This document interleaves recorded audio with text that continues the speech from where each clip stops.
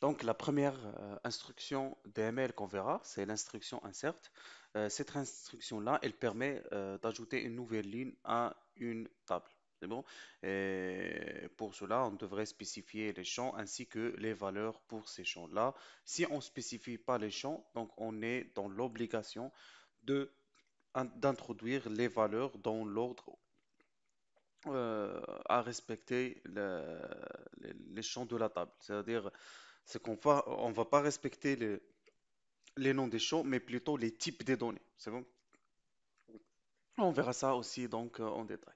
Et le insert, donc il offre la possibilité d'insérer plusieurs lignes à la fois, c'est-à-dire au lieu d'insérer la première ligne puis réexécuter la requête, insérer la deuxième ligne, on peut faire un seul insert ou un insert les 10 lignes.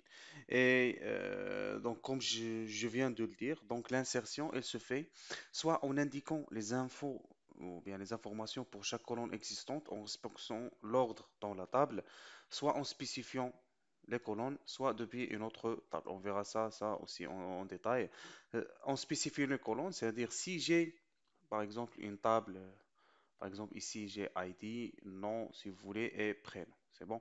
Si je veux insérer que des valeurs pour nom et prénom dans le insert, on sera dans l'obligation, donc une fois qu'on verra la syntaxe, de spécifier la colonne nom et prénom. Et lors, donc les valeurs correspondantes à ces colonnes-là, elles doivent, par exemple, ça, si, donc c'est normalement, ça va être varchar et ça c'est aussi c'est varchar, donc on doit insérer des données du type varchar. Par contre, si on veut insérer, par exemple, pour toute la ligne, donc on doit commencer par insérer ID, donc ça va être un int, donc une valeur entière, par la suite une valeur du type varchar et par la suite une valeur du type varchar. Mais on verra ça en détail dans des exemples.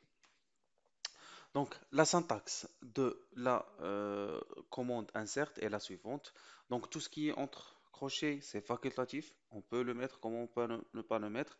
Donc, on a, donc, ce qui est essentiel, c'est insert, le nom de la table. On va pas le voir, donc ça nous intéresse pas. Partition et tout ça.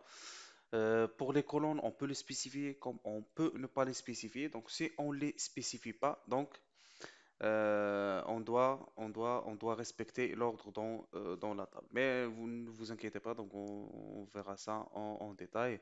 Et par la suite, donc values ou bien values s'il s'agit de plusieurs lignes ou bien une seule ligne. Et on aura aussi le onDuplicate key update assignment list, etc.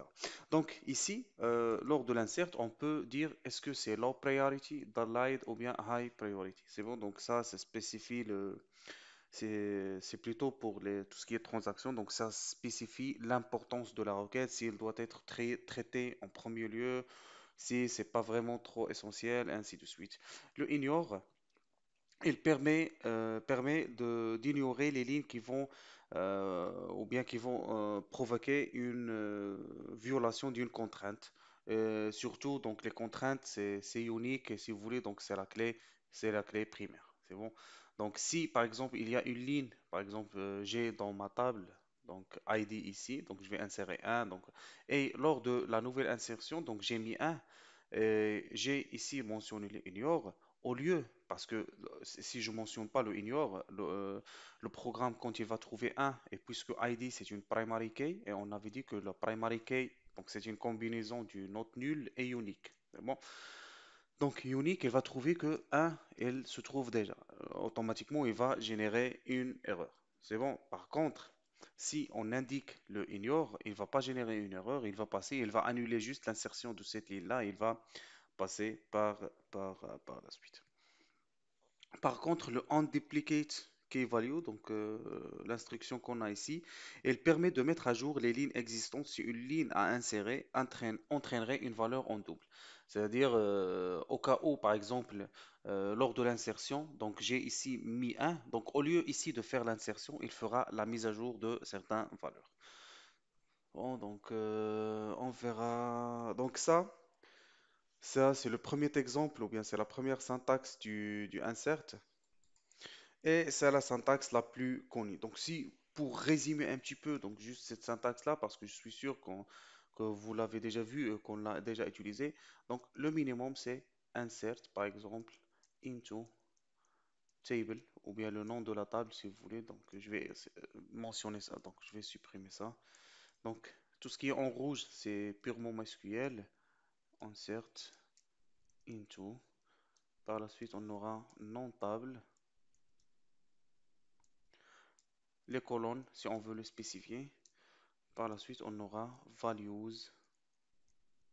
Et par la suite, c'est donc ça, c'est l'ouverture des parenthèses, les valeurs pour chaque colonne. Donc ça, c'est le minimum possible. Et ça, ce insert-là, donc c'est le plus utilisé parmi les inserts, ou bien qu'on va voir. Donc la deuxième syntaxe du insert, c'est à peu près le même principe, tout ce que vous voulez.